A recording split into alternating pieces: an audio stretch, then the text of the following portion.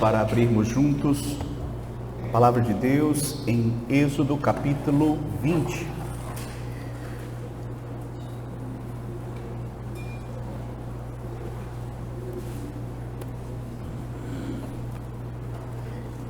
Êxodo capítulo de número 20.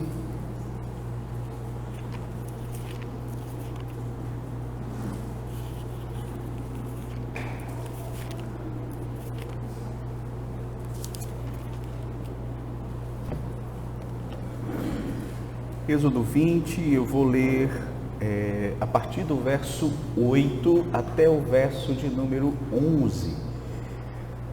Êxodo 20, do 8 ao 11. Lembra-te do dia de sábado para o santificar. 6 dias trabalharás e farás toda a tua obra. Mas o 7º dia é o sábado do Senhor, teu Deus. Não farás nenhum trabalho, nem tu, nem o teu filho, nem a tua filha, nem o teu servo, nem a tua serva, nem o teu animal, nem o forasteiro das tuas portas para dentro. Porque em 6 dias fez o Senhor os céus e a terra, o mar e tudo o que neles há, e ao 7º dia descansou. Por isso o Senhor abençoou o dia de sábado e o santificou. Até aqui, queridos, a leitura da palavra de Deus. Nós vamos, nesse momento, orar ao Senhor mais uma vez. Senhor Deus, graças te rendemos pela oportunidade de estarmos aqui e de podermos, nesta hora, estudarmos a tua maravilhosa lei. Que o Senhor esteja nos capacitando, Senhor, a, de fato, compreendê-la e assim guardá-la em nosso coração para não pecarmos contra ti e para vivermos cada dia mais, cumprindo a tua vontade, obedecendo aos teus preceitos, aos teus mandamentos e assim glorificando ao teu santo nome através das nossas vidas. Sabemos que somos incapazes, Senhor, não apenas de compreender, mas também de praticar esta lei por nós mesmos. Mas confiamos na capacitação do teu Santo Espírito, confiamos nos méritos de Cristo, confiamos em ti, Senhor. Assim te rogamos e te pedimos em nome de Jesus. Amém. Meus queridos, hoje nós daremos continuidade ao nosso estudo nos 10 mandamentos. E, como os irmãos podem perceber na leitura que fizemos, hoje nós chegamos ao 4º mandamento. E, queridos, não há mandamento mais desprezado do que o 4º mandamento entre os homens. A igreja cristã, em sua maioria, reconhece os outros 9 mandamentos, porém considera o 4º mandamento como sendo um mandamento restrito ao Antigo Testamento. Então, muitos cristãos têm essa percepção de que o 4º mandamento ficou lá no Antigo Testamento. Podemos também afirmar que nenhum mandamento tem causado mais controvérsia e debate acerca da sua interpretação do que o 4º mandamento. Então, você vai perceber que as pessoas estão a todo tempo fazendo questionamentos a respeito deste mandamento, tais como: será o dia de descanso algo peculiar somente da nação de Israel, ou esse mandamento é válido da mesma forma para os dias de hoje? Outro questionamento que as pessoas fazem: o dia de descanso a ser observado é o sábado ou o domingo? Outro questionamento: o que se deve ou não fazer no dia de descanso? Isso as pessoas perguntam bastante. O que é que eu posso fazer, o que é que eu não devo fazer? Então hoje e na próxima aula, se Deus assim nos permitir, nós vamos tentar responder essas perguntas, esses questionamentos que surgem quando nós tratamos do 4º mandamento. Hoje, queridos, nós Continuaremos seguindo o roteiro do Catecismo Maior. Meu desejo nesta manhã é de abordar o quarto mandamento, tratando das perguntas 115 e 116. E, se Deus assim nos permitir, na próxima aula nós vamos tratar das perguntas 117 a 119. Então, vamos começar com a pergunta de número 115. Vamos ver aqui o que é que nos diz essa pergunta. Pergunta 115 do Catecismo Maior. Qual é o quarto mandamento? Resposta. O quarto mandamento é: lembra-te do dia de sábado para o santificar. 6 dias trabalharás e farás toda a tua obra, mas o 7º dia é o sábado do Senhor, teu Deus. Não farás nenhum trabalho, nem tu, nem o teu filho, nem a tua filha, nem o teu servo, nem a tua serva, nem o teu animal, nem o forasteiro das tuas portas para dentro. Porque em 6 dias fez o Senhor os céus e a terra, o mar e tudo que neles há, e ao 7º dia descansou. Por isso o Senhor abençoou o dia de sábado e o santificou. Então eu quero começar tratando a respeito do quarto mandamento, seguindo aqui o roteiro do nosso catecismo, destacando o dever do mandamento. O dever do quarto mandamento. Esse é o primeiro ponto que eu quero destacar nesta hora. Então, observe que o quarto mandamento, ele inicia dizendo assim: lembra-te do dia de sábado para o santificar. Veja, a princípio, chama a nossa atenção o fato de Deus usar esse verbo lembrar. Lembra-te. Ele poderia ter usado outro verbo, como guardar, como cumprir, como observar, mas ele usou o verbo lembrar. Lembra-te. Muito provavelmente, queridos, Deus escolheu este verbo justamente porque Ele sabe que, por conta do pecado do nosso coração, a nossa tendência é justamente nos esquecermos de consagrar esse dia ao Senhor. A tendência do nosso coração é negligenciarmos o dia do Senhor. Infelizmente, queridos, como nós mencionamos na introdução, o quarto mandamento é uma ordem frequentemente negligenciada, tanto nos tempos passados quanto nos tempos presentes. E veja que o mandamento aqui, ele afirma que nós devemos lembrar do dia de sábado para o santificar. O que é que significa santificar? Volta e meia nós estamos voltando ao conceito de santificar, mas é sempre bom lembrar. De maneira simples, santificar significa você tirar algo do uso comum para um uso santo. Por exemplo, lá no Antigo Testamento haviam vários objetos que eles eram santificados, que eles eram separados do uso comum e eram consagrados para serem utilizados exclusivamente no templo em atividades culticas.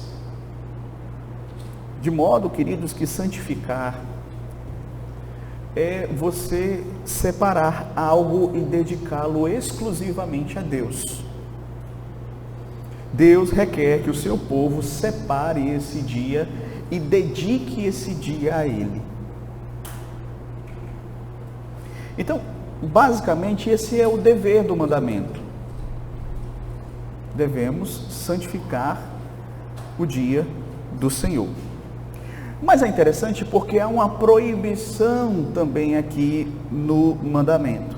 O quarto mandamento proíbe o trabalho nesse dia separado para o Senhor. Observe que o texto vai justamente mostrar isso a partir do verso 9.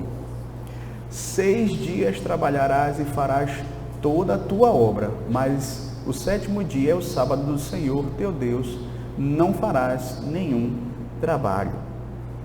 Então, Eu quero, antes de qualquer coisa, fazer duas observações aqui. A primeira delas é que nós ainda vamos tratar nesta aula a respeito da mudança do dia. Nós vamos ver ainda nessa aula que no Antigo Testamento o dia a ser guardado era o sábado e no Novo Testamento passa a ser o domingo, certo? Outra observação que eu gostaria de fazer é que quando nós afirmamos que Deus proíbe o trabalho no dia de descanso, não queremos dizer que seja todo tipo de trabalhos proibido. Nós também teremos a oportunidade de estudar aqui, na próxima aula, a respeito de quais são os trabalhos que são lícitos nesse dia. Nós vamos estudar aqui as obras de necessidade, as obras de misericórdia. Então, é importante que você, se possível, venha no próximo domingo para você poder ter uma compreensão completa do mandamento. Não dá para a gente tratar tudo de uma vez, certo? Mas veja, agora retornando aqui para o mandamento em si. Veja que ele diz assim, no verso 9: 6 dias trabalharás e farás toda a tua obra. É interessante que antes de nós entrarmos na proibição aqui do mandamento, seria bem interessante notarmos que também há aqui um mandamento implícito.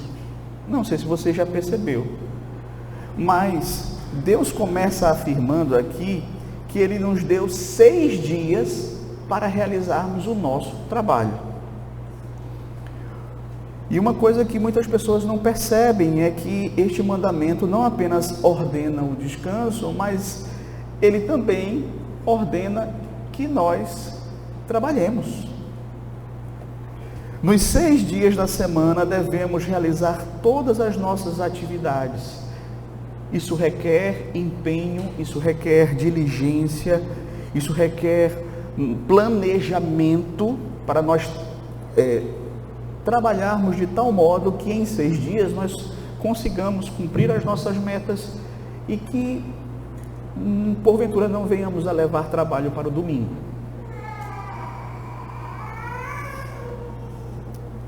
Então, se de maneira implícita o mandamento ordena que trabalhemos com afinco aqui, podemos afirmar que o foco aqui nesses versos 9 e 10 é justamente no descanso, na proibição do trabalho. Veja só que ele vai dizer aqui: 6 dias trabalharás e farás toda a tua obra, mas o 7º dia é o sábado do Senhor, teu Deus, não farás nenhum trabalho. Veja que o texto afirma que o 7º dia é o sábado do Senhor. No hebraico, a palavra que é utilizada para sábado é Shabat, que significa literalmente parar, cessar, descansar. Assim, os israelitas, eles sabiam que nesse dia eles deveriam cessar os seus trabalhos, parar de labutar e descansar. Entretanto, queridos, o sábado não servia apenas para que eles cessassem as suas atividades seculares, os seus trabalhos seculares. O texto diz assim, que este dia é o sábado do Senhor teu Deus. Ou seja, o sábado era um dia consagrado ao Senhor, que deveria ser preenchido com atividades culticas, tais como a adoração a Deus. Era o dia de cantar louvores a Deus no culto. Era o dia de realizar os sacrifícios. Era o dia de se ouvir a lei de Deus sendo promulgada, sendo proclamada, sendo explicada no templo. Portanto, queridos, nesse dia o povo não apenas descansava, eles também adoravam, eles serviam, eles se dedicavam de forma especial ao Senhor. outro ponto que chama a nossa atenção no texto do quarto mandamento é que ele dá uma ênfase especial aos líderes. Não sei se você já percebeu, mas o mandamento, ele é para todas as pessoas devem guardar o dia do Senhor. Entretanto, há uma ênfase aqui nos líderes. Observe que essa ênfase é dada. Veja que ele diz assim no verso 10: nem o teu filho, nem a tua filha, nem o teu servo, nem a tua serva, nem o teu animal, nem os estrangeiros das tuas portas para dentro. Então, o quarto mandamento adverte os líderes a não apenas eles observarem o dia de descanso, mas também conduzirem aqueles que estão debaixo da sua autoridade a também observarem o dia de descanso.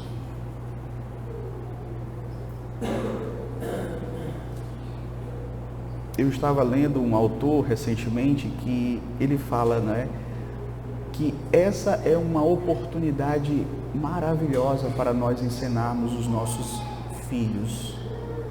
Nós temos várias oportunidades, por exemplo, quando nós instituímos no nosso lar o culto doméstico, nós já estamos preparando os nossos filhos para esse momento de culto, já estamos instruindo eles em casa, e isso vai ser reforçado na igreja. E o dia de descanso é um dia em que nós cessamos as nossas atividades, nós nos desligamos das coisas e nós nos concentramos no Senhor, na nossa vida espiritual. Os puritanos chamavam esse dia de o dia da feira da alma. E lendo um autor que fala sobre isso, ele diz algo interessantíssimo, ele diz assim: quando eu era criança eu não entendia os benefícios, e na medida em que eu fui crescendo, eu fui vendo quão maravilhoso era para mim ter um dia que era dedicado totalmente ao Senhor, para o benefício da minha alma.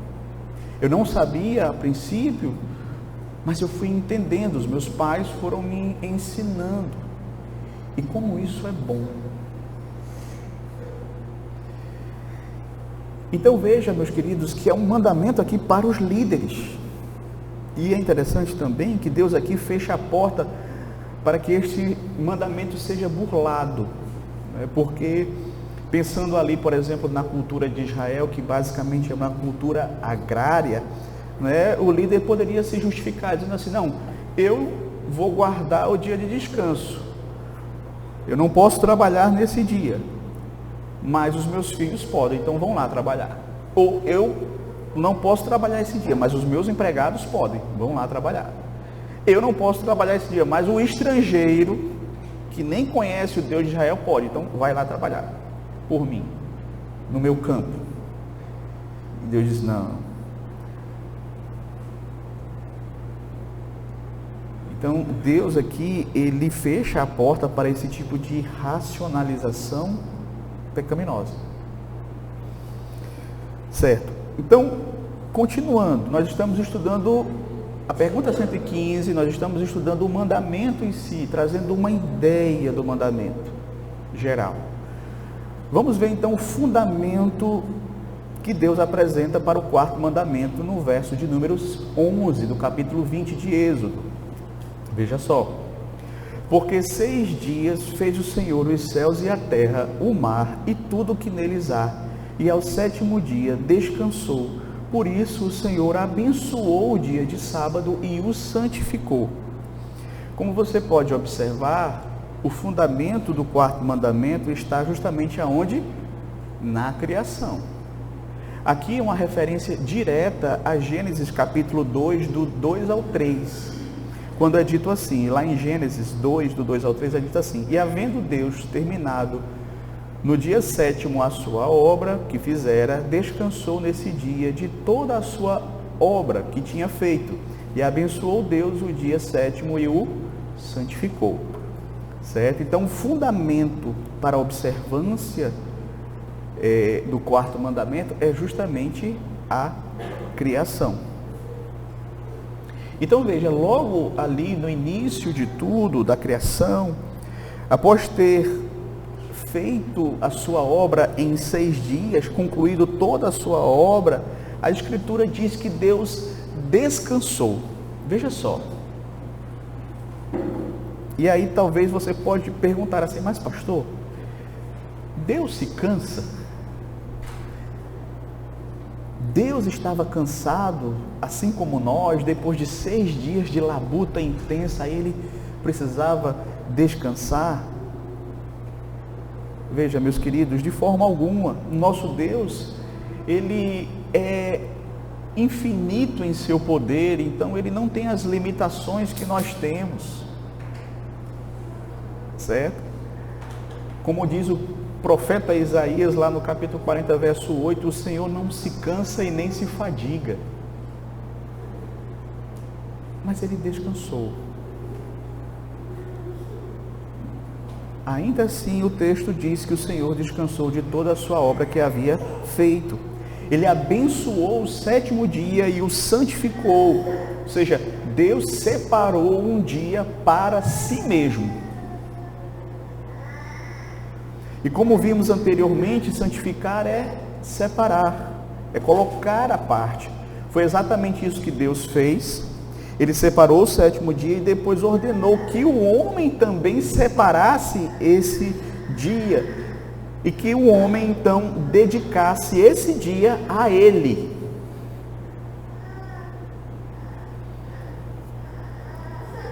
E aqui nós temos um aspecto duplo, que é um aspecto físico e um aspecto espiritual. Primeiro, o aspecto físico. Veja, Deus não precisa descansar fisicamente, mas ele sabia que o homem precisava descansar fisicamente. Nós não fomos criados para trabalhar 7 dias por semana. Nós não fomos criados para trabalhar 7 dias por semana.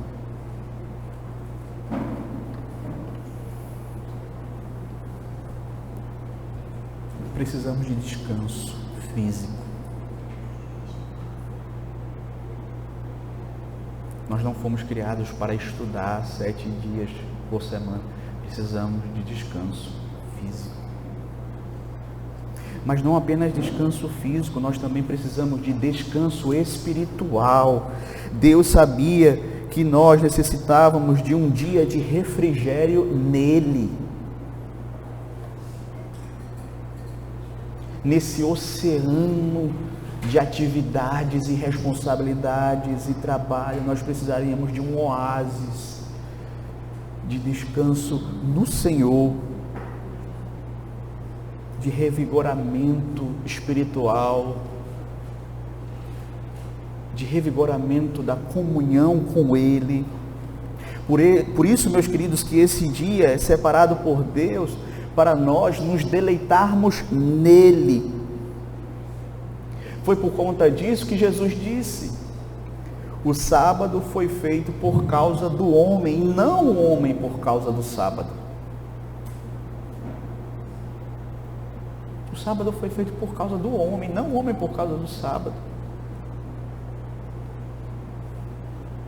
O homem precisa do sábado, e Deus sabia que ele precisava desse dia de descanso. Então, queridos, basicamente nós tivemos a oportunidade aqui de vermos o dever do mandamento, a proibição do mandamento, o fundamento do mandamento, tudo isso com base na pergunta 115, certo? Agora nós vamos passar à pergunta 116, que vai tratar sobre o que exige o 4º mandamento. Eu vou ler, peço que você ouça com atenção. No 4º mandamento, exige-se que todos os homens santifiquem ou guardem santos para Deus todos os tempos estabelecidos que Deus designou em sua palavra, expressamente um dia inteiro em cada 7, que era o 7º desde o princípio do mundo até a ressurreição de Cristo, e o primeiro dia da semana desde então. e há de assim continuar até o final do mundo, o qual é o sábado cristão, que no Novo Testamento se chama Dia do Senhor. Certo? Então, essa é a pergunta e a resposta, 116 do nosso Catecismo Maior. Então, quarto ponto que nós vamos destacar nesta manhã, com base agora nessa pergunta e resposta. O mandamento permanece para todos os homens. Veja, o mandamento aqui, ele permanece para todos os homens em todas as épocas. A observância do quarto mandamento é uma ordem para todos os homens em todas as épocas. O quarto mandamento requer a guarda do dia do Senhor, porque esse mandamento, ele faz parte do que nós chamamos de a lei moral de Deus. É importante entendermos um ponto aqui. Existem sim aspectos que eram cerimoniais no sábado, sim, e que foram cumpridos em Cristo, sim, mas nós não podemos de forma nenhuma negligenciar este mandamento ou deixar de observá-lo, porque este mandamento, ele faz parte da lei moral de Deus. E lembre-se, a lei moral de Deus, que está resumida nos 10 mandamentos, é o padrão pelo qual Deus vai julgar todos os homens no dia do juízo.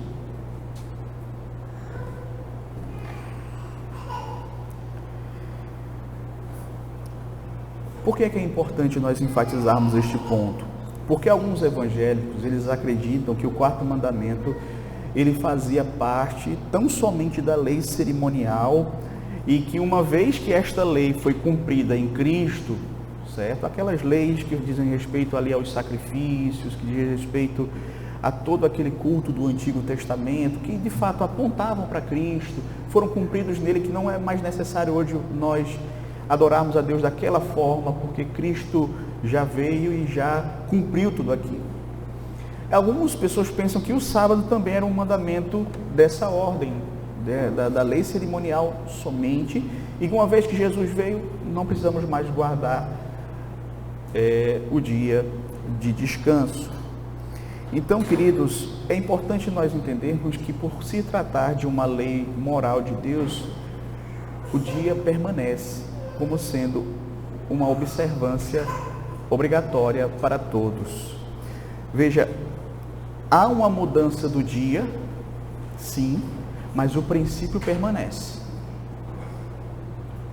Os puritanos, eles costumavam dizer que o fato de ser o sábado era o aspecto cerimonial.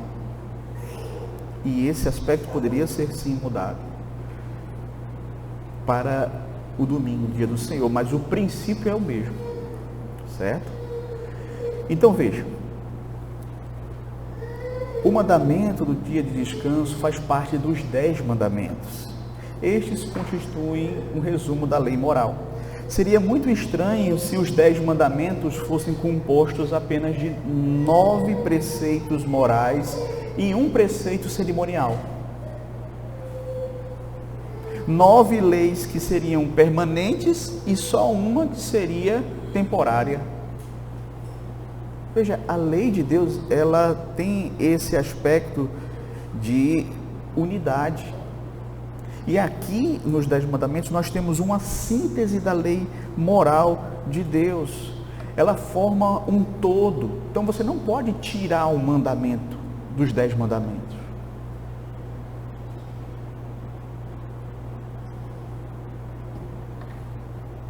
Se o quarto mandamento não fizesse parte da lei moral de Deus, essa unidade dos 10 mandamentos seria quebrada. E uma vez que o quarto mandamento faz parte da lei moral, todas as pessoas devem obedecer a ele sem exceção. Lembremos que o Senhor Jesus disse que o sábado foi criado por causa do homem. O Senhor Jesus não vai dizer que o sábado foi criado por causa de Israel, mas por causa do homem. Portanto, o dia de descanso não se limita a um grupo específico de pessoas, não, é a todos os homens, a toda a raça humana. Concluindo este ponto, o quarto mandamento faz parte da lei moral de Deus. Isso significa que, dentre outras coisas, a sua observância é requerida de todos os homens em todas as épocas. E talvez alguém pergunte assim, que sempre surgem algumas perguntas, né? Pastor, e no céu, como é que vai ser? A gente vai precisar observar o dia de descanso como nós fazemos aqui? Veja, obviamente a observância do dia do Senhor, tal como nós conhecemos agora, não existirá na eternidade. Entretanto, o princípio por trás dele, de descanso em Deus, será plenamente cumprido nos remidos na eternidade. Ou seja, meus queridos, ali na eternidade vai ser um sábado ou um dia de descanso ou um domingo infindável. Lembra do que diz Hebreus capítulo 4, do verso 9 ao verso 11? Diz assim, presta atenção: portanto, resta um descanso para o povo de Deus. Um descanso para o povo de Deus? Que descanso é esse? Resta um descanso para o povo de Deus, verso 10. Porque aquele que entrou no descanso de Deus, também ele mesmo descansou das suas obras, como Deus das suas. Esforcemos, pois, por entrar naquele descanso, a fim de que ninguém caia segundo o mesmo exemplo de desobediência. Então, veja, ainda resta um descanso para o povo de Deus. E esse descanso é um descanso eterno. É o dia do Senhor eternamente. Agora, tendo entendido isso, tendo entendido que ainda que haja a mudança do dia, o princípio permanece, e permanece para todas as épocas, para todos os homens, eu quero chegar no nosso quinto ponto, a mudança do sábado para o domingo. Veja, a segunda parte aqui da resposta da pergunta 116 trata especificamente dessa mudança do dia de descanso, do sábado para o domingo. E ela vai dizer o seguinte: um dia inteiro em cada 7, que era o 7º desde o princípio do mundo até a ressurreição de Cristo, e o primeiro dia da semana desde então, e há de assim continuar até o fim do mundo, o qual é o sábado cristão, que no Novo Testamento se chama o dia do Senhor. Então, essa resposta aqui, ela vai destacar esse princípio que permanece, que é o princípio de santificar um dia em cada 7. E alguém poderia até questionar, mas pastor, é o seguinte, eu trabalho no domingo, e o meu dia de folga, por exemplo, é na quarta-feira. Eu não posso santificar a quarta-feira, certo? Eu não posso santificar a quarta-feira? Não, porque quem estabelece o dia não somos nós, é o Senhor. Pastor, se o princípio é de eu dedicar, de 7 horas eu dedico 1 hora ao Senhor, e se eu dedicar 1 hora para ler a Bíblia e orar durante as minhas 24 horas e fazer isso durante toda a semana, eu não vou estar aproveitando melhor o dia do Senhor, eu não vou estar passando mais tempo lendo a Bíblia, orando, entendeu? Eu vou estar aproveitando mais o dia do Senhor assim, do que no domingo. Geralmente eu preciso dormir, eu vou me deslocar, eu vou fazer uma coisa. Não, é um dia inteiro que Deus determinou, é um dia em 7, e esse dia no Antigo Testamento era o sábado, no Novo Testamento é o domingo. Então isso é importante que fique claro, porque questionamentos surgem a esse respeito, e isso é fato. Eu, como pastor, preciso responder muitos questionamentos sobre esse princípio, certo? Então, meus queridos, como é dito aqui, No Antigo Testamento, o sábado foi estabelecido com base em que fundamento? A criação, certo? Esse é um ponto que você precisa realmente prestar bastante atenção para você entender a mudança do dia. Qual era o fundamento do sábado ser o dia de descanso no Antigo Testamento? A criação. Qual é o fundamento da mudança do dia no Novo Testamento para o domingo? A ressurreição de Cristo. O que nós chamamos também de a recriação. Ali na ressurreição de Cristo iniciou-se essa obra maravilhosa de recriação que Deus começou através do Senhor Jesus, está realizando em nós e vai fazer em toda a terra. Então isso é muito importante, porque se por um lado o sábado apontava para a criação, por outro o domingo aponta para a redenção. Certo? Então, se você não entender isso aqui, você não vai entender a mudança do dia. No Antigo Testamento, Deus escolheu o sábado como memorial da obra da criação, lembrando continuamente que todas as coisas, inclusive o ser humano, dependem inteiramente dele para existir e para subsistir. Já o domingo foi escolhido no Novo Testamento como memorial à ressurreição, apontando para a nova criação que Deus realiza, a obra da redenção. Assim como o sábado recordava a criação antiga, o domingo proclama a nova criação, inaugurada por Cristo na ressurreição.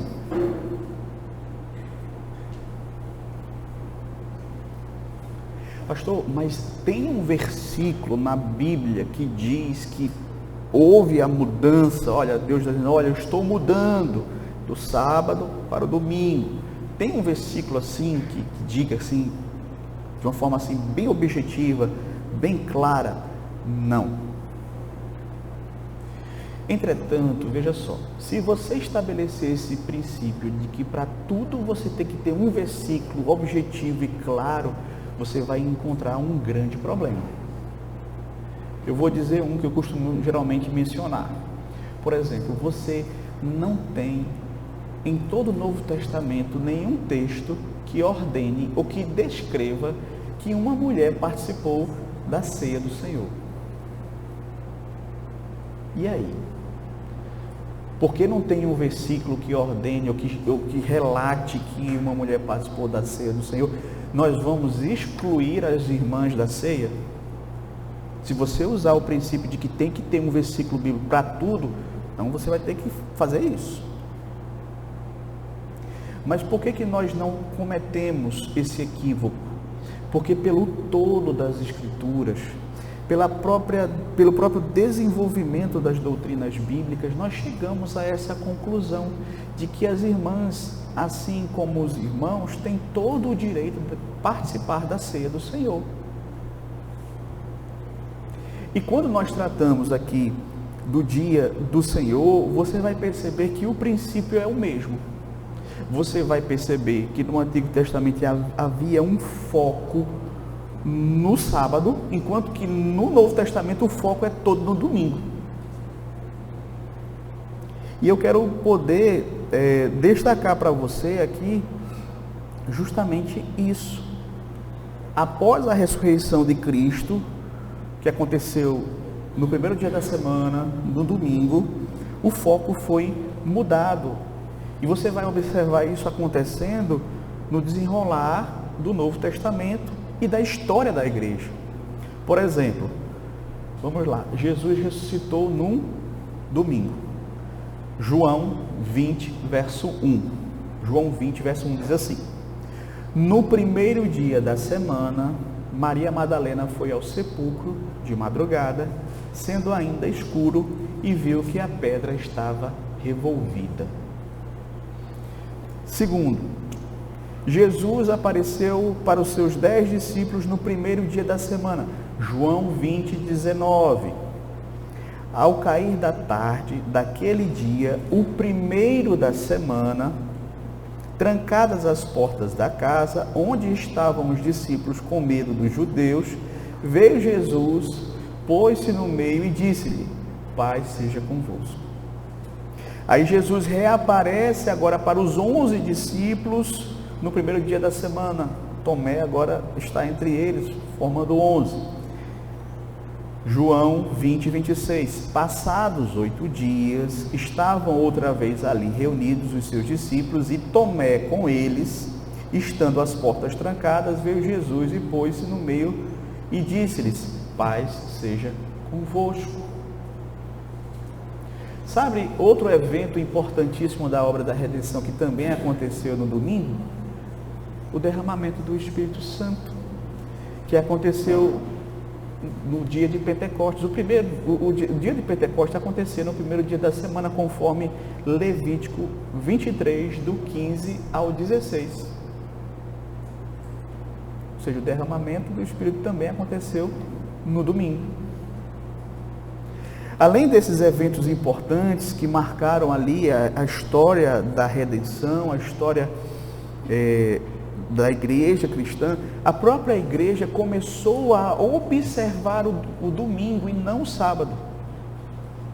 Pastor, como é que o senhor diz isso? É só a gente ir para as cartas, certo? Vamos começar com Atos. Você vai observar primeiro, em Troade os crentes se ajuntavam para o culto a Deus no primeiro dia da semana. Atos 20, verso 7. Atos 20, verso 7 diz assim: no primeiro dia da semana, entenda-se, domingo, estando nós reunidos com o fim de quê? Partir o pão, uma referência à ceia. Paulo, que devia seguir viagem no dia imediato, exortava-os e prolongou o seu discurso até meia-noite. Então veja que a igreja se reunia para a pregação, para a ceia, no primeiro dia da semana. Esse era o costume da igreja. Em 1 Coríntios, capítulo 16, do verso 1 ao 2, Paulo já pressupõe que os irmãos ali da igreja de Corinto entendiam o quão aquele dia era um dia especial, a singularidade do domingo. Veja só, 1 Coríntios 16, do verso 1 ao 2. Quanto à coleta para os santos, fazei-o vós também, como ordenei às igrejas da Galácia. No primeiro dia da semana, cada um de vós ponha de parte em casa conforme a sua prosperidade e vá juntando, para que se não façam coletas quando eu for. Então era um padrão nas igrejas da Galácia, assim também em Corinto, que as igrejas se reunissem no domingo para a adoração, e também era o dia da coleta para as ofertas para serem levadas à igreja, e aí dar o destino. No caso aqui era para a oferta aos pobres, os irmãos ali que eram mais necessitados. Então veja, meus queridos, que a igreja ali, ela tinha esse compromisso. Era o dia da reunião, era o dia da comunhão, era o dia da pregação, era o dia da ceia, era o dia das ofertas. Tudo se concentra no domingo. Jonathan Edwards, ele vai argumentar dizendo assim: é porque Paulo está sob a orientação do Espírito Santo, querendo nos mostrar que agora a igreja se reúne no primeiro dia da semana e não no sábado. Ok? Outro versículo que também nos traz essa perspectiva da mudança do dia. O apóstolo João menciona o domingo, o primeiro dia da semana, como sendo o dia que ele recebeu ali uma revelação da parte do Senhor. Veja só que ele diz assim, Apocalipse 1:10. Achei-me em espírito no dia do Senhor, e ouvi por detrás de mim grande voz como de trombeta. Veja só, João usa essa expressão aqui, achei-me em espírito no dia do Senhor. Então, foi a partir desse momento que o domingo passou a ser chamado o dia do Senhor. Nas escrituras aqui, conforme nós podemos observar, pode ser que antes eles já tinham essa prática de chamar o dia do Senhor, mas nas escrituras é aqui que o domingo é chamado o dia do Senhor.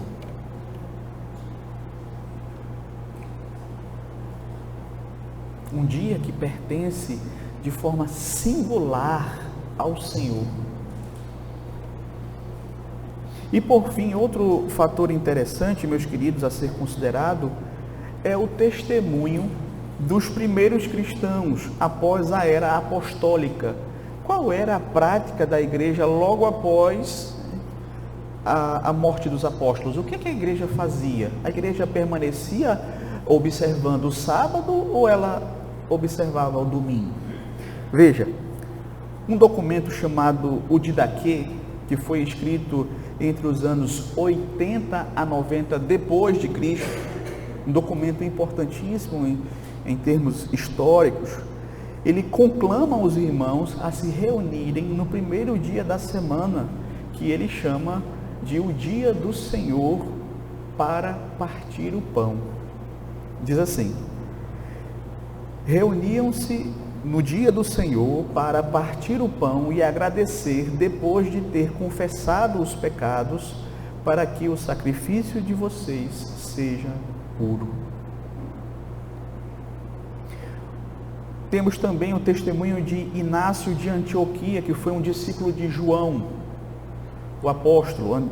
Inácio de Antioquia morreu no ano 110 depois de Cristo. Ele diz assim: aqueles que viviam na antiga ordem de coisas chegaram à nova esperança e não observam mais o sábado, mas o dia do Senhor, em que a nossa vida se levantou por meio dele e da sua morte. Outro testemunho aqui de um pai da igreja, nós chamamos, né? A carta de Barnabé também é importante documento da igreja. Ao interpretar o significado do sábado, diz: eis porque celebramos com festas alegre o 8º dia, no qual Jesus ressuscitou dos mortos e depois de se manifestar, subiu aos céus. Então, por que eles celebravam com alegria o 8º dia e não o 7º? Porque Jesus ressuscitou dos mortos, né, e depois se manifestou aos seus. Justino Marte, que viveu também ali, escreveu no ano 155 depois de Cristo. No domingo celebra-se uma reunião de todos os que moram nas cidades ou nos campos, e assim leem, enquanto o tempo permite, as memórias dos apóstolos e os escritos dos profetas. Tertuliano, que também foi ali daquele mesmo período, declara: não temos praticado o Shabat ou outras festividades judaicas do mesmo modo que evitamos as práticas pagãs. Então você vai observar, meus queridos, que o testemunho tanto das escrituras quanto da própria história mostra como houve progressivamente essa mudança do sábado para o domingo. Certo? E assim eu concluo esse 5º e último ponto de hoje. Eu gostaria apenas de trazer algumas aplicações desse estudo para as nossas vidas, certo? Então, primeiro, o dia de descanso é precedido por 6 dias de trabalho. E nesses 6 dias de trabalho, meus queridos, nós devemos realizar toda a nossa obra, ou seja, devemos realizar tudo aquilo que nós nos propomos a fazer, certo? Segundo, o dia de descanso nos ensina que devemos ter sabedoria com o nosso tempo. Porque se você deve trabalhar 6 dias e neles você deve realizar toda a sua obra, você tem que saber utilizar o seu tempo. Você tem que usar o seu tempo com sabedoria. Eu preciso olhar para esses 6 dias que o Senhor Deus me dá e eu tenho que fazer algumas decisões. Algumas coisas vão ser prioridade, outras não.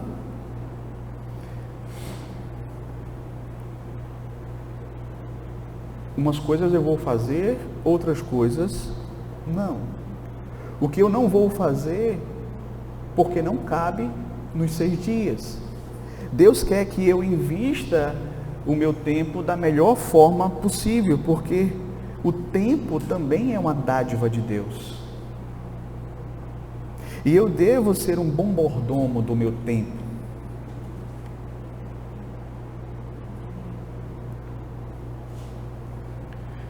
Terceiro, o dia de descanso pressupõe limites. A Bíblia diz que a gente deve trabalhar durante 6 dias e ponto. É interessante porque a nossa noção de liberdade é: eu vou fazer o que eu quero, quando eu quero. Mas muitas vezes, quando estamos escravizados pelo trabalho, nós não temos limites. Mas Deus, por meio do dia de descanso, dentre outras coisas, Ele está nos dando o quê? Libertação dessa escravidão do trabalho.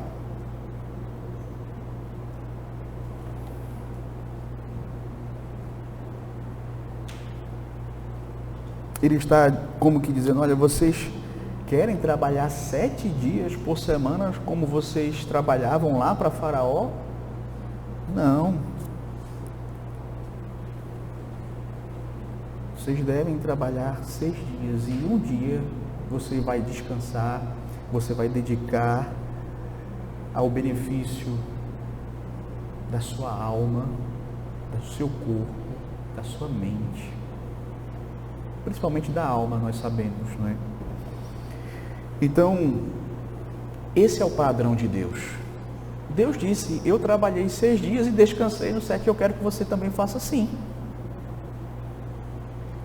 Eu quero que você trabalhe 6 dias e descanse o 7º dia.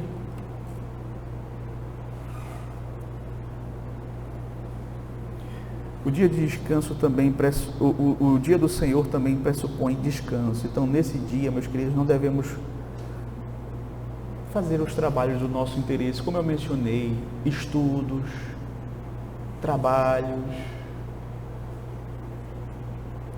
esses trabalhos seculares que de fato são necessários, são legítimos, são importantes, mas nós devemos tomar muito cuidado. Alguns trabalhos eles permanecem sendo necessários para o domingo, e nós vamos ver na próxima semana, certo? Os cuidados com a vida, preservação da vida, segurança, são trabalhos que são permitidos no dia do Senhor, mas são algumas exceções. Então esse é um dia que pressupõe descanso, é uma maneira de nós colocarmos o nosso coração também naquele que é o nosso provedor.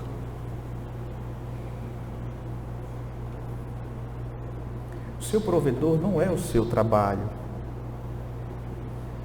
E aqui, meus queridos, a linha é muito tênue entre a gente trabalhar buscando a excelência e a gente trabalhar acreditando que todo o nosso futuro depende do nosso trabalho.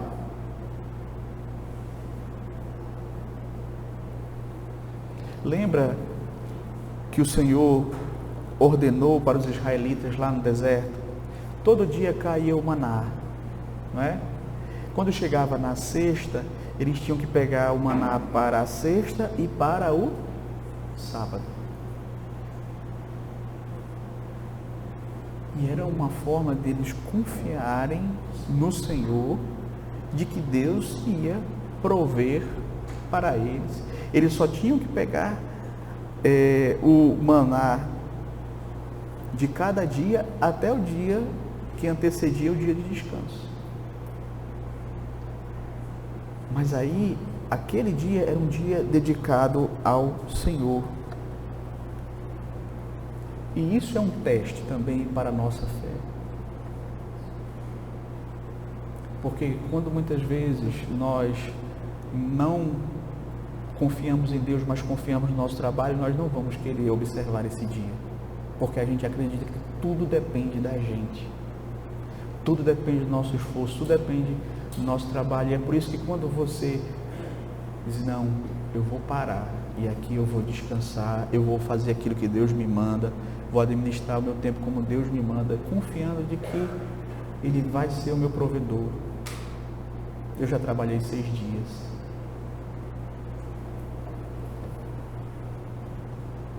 O dia de descanso, quinto lugar, nos faz voltar para Deus. Se trabalhamos 6 dias e temos um para descansar, esse dia ele nos faz voltar para Deus, porque Deus é o centro desse dia, é o centro da nossa adoração. No domingo, nós somos relembrados daquilo que a gente precisa ser relembrado. A gente é relembrado de que tudo aquilo que você viu nos 6 dias de trabalho não é a realidade última. No dia do Senhor eu sou lembrado das coisas por vir, eu sou lembrado da eternidade, eu sou lembrado da história no seu macro. Eu não fico só focado no meu dia a dia, nas coisas que eu preciso fazer. Quando eu venho para a igreja, eu sou lembrado e eu tenho uma mostra, uma prova daquilo que vai ser o céu,